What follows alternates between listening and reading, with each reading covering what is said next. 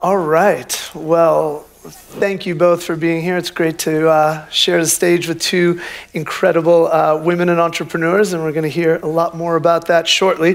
First off, I just wanted to thank my sponsors, and I'm not talking about my spiffy M13 socks, but this jacket you guys gave me. So nice to rep the brand. I interviewed my sister-in-law Paris 2 years ago, LL Cool J last year. No one gave me anything, so thank you for. You're welcome. Let's start with you, Christine. I think you and I have known each other almost probably 10 years in some shape or form, and going back to the days when we were doing a little more consumer.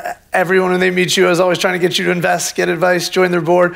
But for this group that might be not as familiar, because it's a lot of tech folks here, could you just give a little background on yourself? Well, I actually started out in private equity straight out of university, and then joined a little company called Starbucks, helping raise their first 3 offerings with Howard Schultz, and stayed there for 20 years. Did the entry into China was my last role there, and then took over, right in 2008. I seem to like to start companies or work companies in times of economic distress. So took over Lululemon in 2008 and spent my next 6 years there. And now here at the House of Love, Respect, and Care with the wonderful Ciara and Russell. Great. Well, we'll be jumping into that. Ciara, you kind of need no introduction, and maybe my research is a little outdated, but I'll do a couple humble brags here. 7 albums to date, 23 million records sold. I pick and choose my favorite facts here. You were inspired by Michael Jackson and Janet Jackson, who are 2 of my all-time faves, some of the first concerts I went to with my parents, and a Grammy Award-winning artist. So that kind of says it all. You were born, it says here, in Austin, Texas. Sounds like you grew up kind of a little bit all over, and eventually landed in Georgia. I'm always fascinated by names, because growing up in the 90s in the Midwest, I'm named Courtney, my brother's Carter, my sister's Hallie, and when all your best friends are named Mike, Steve, John, you get it. Ciara, and your middle name? Princess. And these are your real names, and could you just explain origin on them? These are my real names. Have to give love to my mom for giving me my middle name. It was a little interesting having the middle name Princess growing up, but my name Ciara actually came from a fragrance bottle by Revlon. And I'm going to go backwards, actually, because the facts online say I'm from Austin. I was born in Fort Hood, Texas, actually. And I'm a military baby, so that's why I was born. My father was in the Army. My mother was in the Air Force. And at the time of birth, my mom was trying to figure out what my name was going to be. And she had a few options, and my dad brought her the fragrance Ciara by Revlon. And that's how she gave me my name. Wow. Yeah.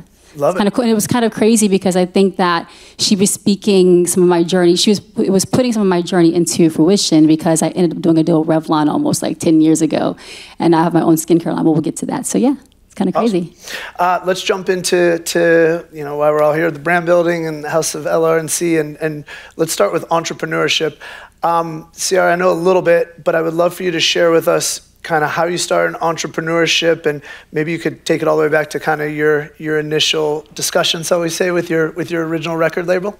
Yeah, so I'm now about to be in my 20th year since my first album called Goodies.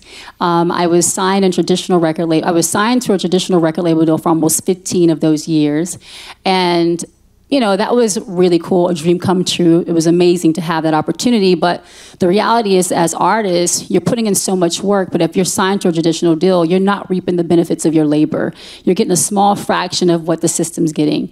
And after a while, that can be a little exhausting, and then also having to, wait for others to make decisions for you is never fun. So I was always looking forward to the chapter of independence and being able to run my own record label, and that opportunity actually happened for me quicker than I thought it would. So I was signed to a record label called Warner Music, and there was a rotating of like CEOs coming in and out, and that was exhausting too. And I was just waiting for the next person in line. Hey, listen to this album. What do you think? Blah, blah, blah. Can we launch it?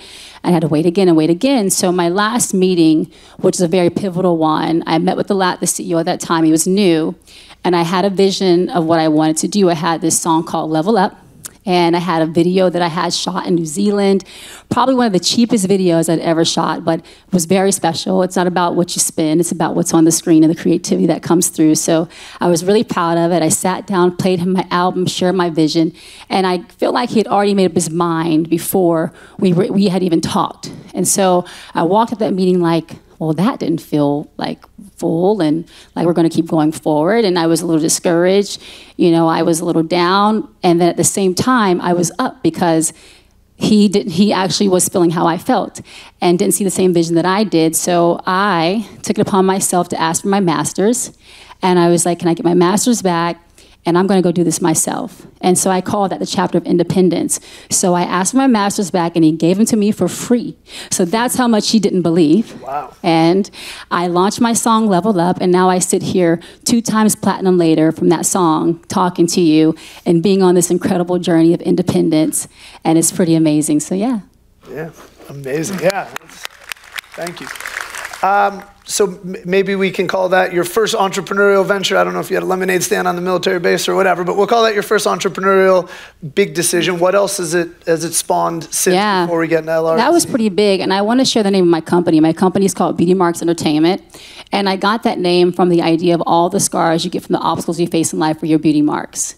And I kind of looked at my journey to where, as I could say, I'm really grateful for my successes, but I'm also grateful for the failures and those moments and those scars, and even literally down to the stretch marks on my body from having 3 babies. Those are my beauty marks. But yes, the chapter of independence was huge for me, and ownership was very important, so I really took control. And I do have my skincare line, OAM Skin, and it stands for On a Mission. I say I'm a woman of ambition on a mission. And in this case, I'm on a mission to make clinical skincare simple for all. I think when women go into the skincare areas, you're kind of overwhelmed, and so I made it really simple. I gave you the 1 2-step process through the products, and it's a vitamin C based line, and it's been so much fun going on this journey with women and really truly competing in a space, in the clinical space. It's, you know, it's a lot of my peers that are in this space, but not on the clinical side and the dermatological side. So we have that aspect to us, and I'm really proud of that.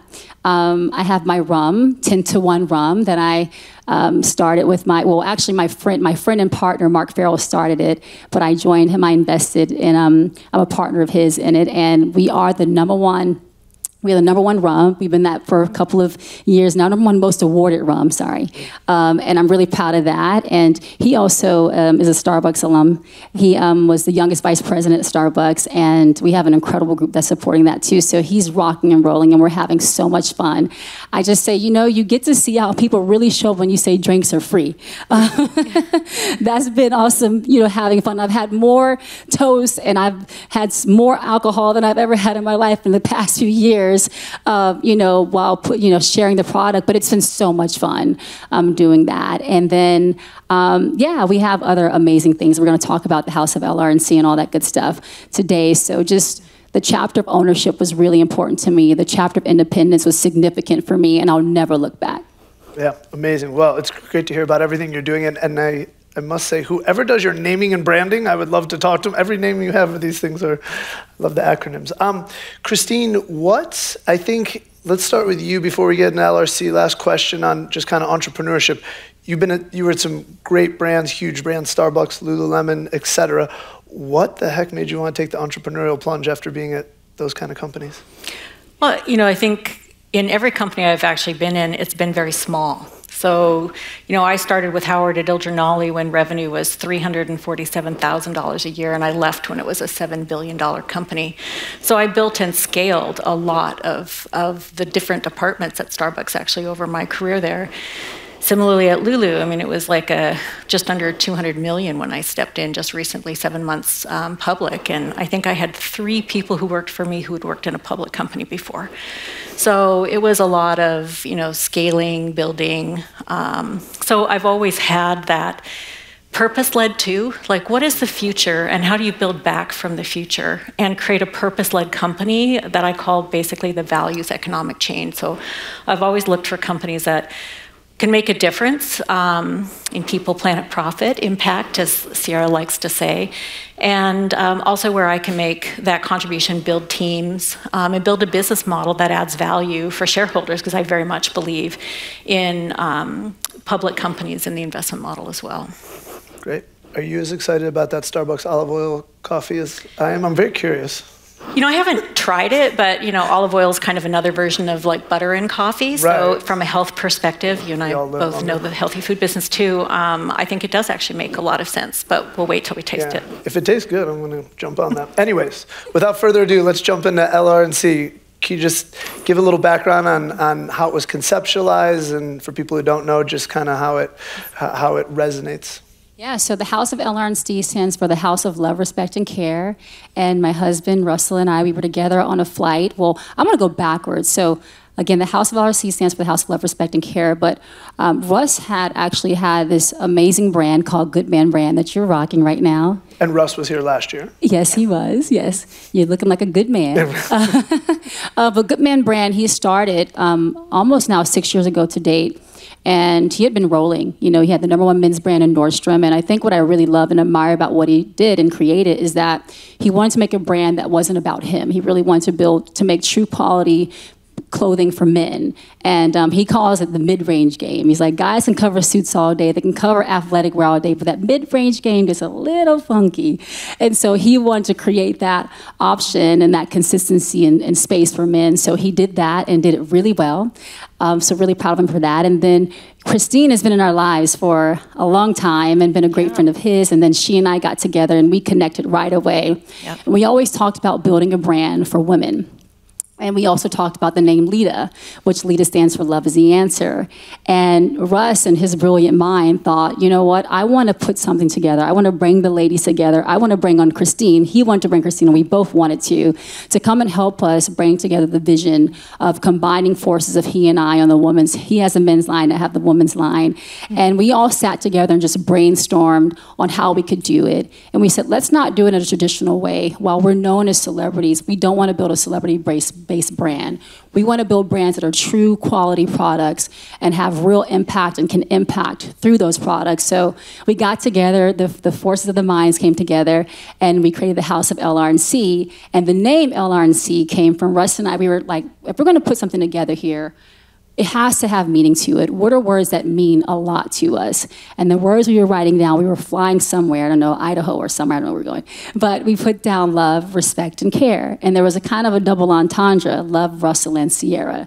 But it wasn't about us, that was like our signature of love. But love, respect, and care is what mattered most. So we got together, Christine came on board, being the retail legend that she is. By the way, I want to celebrate her because today is the first day of International Women's Month. So shout out to all the women and women like Christine and women in the room for being phenomenal. But we got together and we just talked about the vision of bringing the forces together. Russ had already been rolling and having success with Good Man Brand, and we put LIDA together. LIDA stands for Love is the Answer. And we said that us women have a powerful way of loving, and let's do it through fashion. Let's do it through our materials. Let's also have a big impact on people, low impact on the planet. We are a B Corp company, which we're really proud of. And the ladies worked really hard to make happen. Christine, Therese, the girls on the team really did a phenomenal job, and we really stick and stand by those practices. We love being a sustainably based brand, and we feel like that's what the future is going to be in fashion. So we wanted to make sure that we encapsulated all of that, and also at the same time we're impacting through fashion, so we give back as well. So we're a missions first company, and giving back is really important to us. So every time someone swipes their card to buy anything from Good Man Brand and LIDA, you're also giving back and impacting so many kids all over with us through our Why Not You Foundation. So it's just been an incredible ride. And Christine, I'll toss it over to you if there's anything more you want to share there. Yeah, could you just talk a little more about what makes it different, some of the materials, and then I'd love if you also maybe, some people might know what B Corp is, but just mention a little bit about that, because I know it's really important to all of us. Yeah, well, I think I'll go back a minute. I was having lunch with a good friend of mine, Jamie Halper. Some of you might know him from Leonard Green, a longtime retail investor, and he said he was getting out. And I asked him why, and he said, I don't know what retail looks like anymore. So if I don't know what it looks like, I shouldn't be investing in it. And then he said to me, do you? So that kind of stayed in my mind. And when Russ and C came to me, I'd been thinking about this, like, what is the state of fashion in the world today? It's the second dirtiest industry. It's not one like the food industry over the last 20 years, which has, really gone through organic and non-GMO and raised the standards.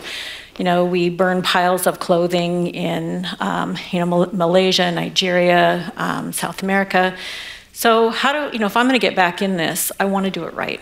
I want to do it in a way that changes the game. And I know from all of my years in the industry, we actually have enough on the table today to make huge strides in the industry, but you have to start small and mid-sized companies to really be that point of change.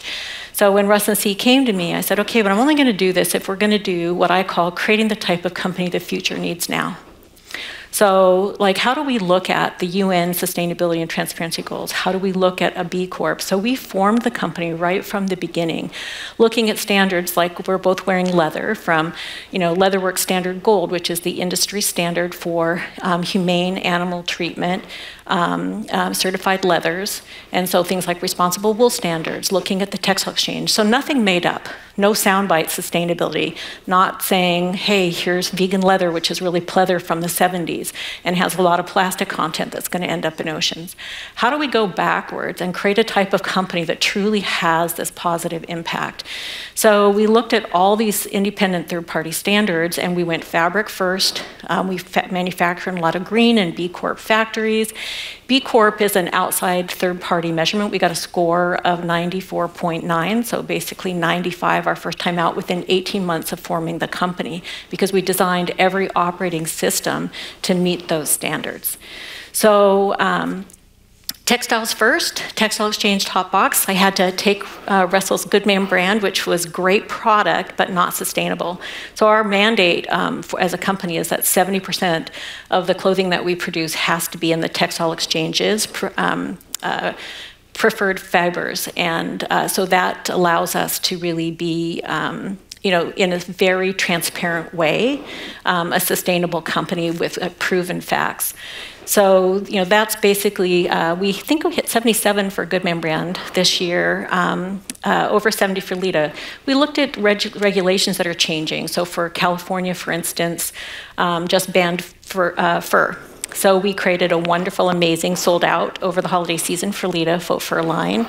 Looking forward at that, saying, how do we do this? And the big, beautiful blue coat that you can see Ciara on in line has 156 PET bottles basically made with that. But beautiful jackets like that, quality leather, recycled wools, cashmeres, will be carbon neutral by the end of this year, which we're also really proud of. And now we're working on our water and other footprints.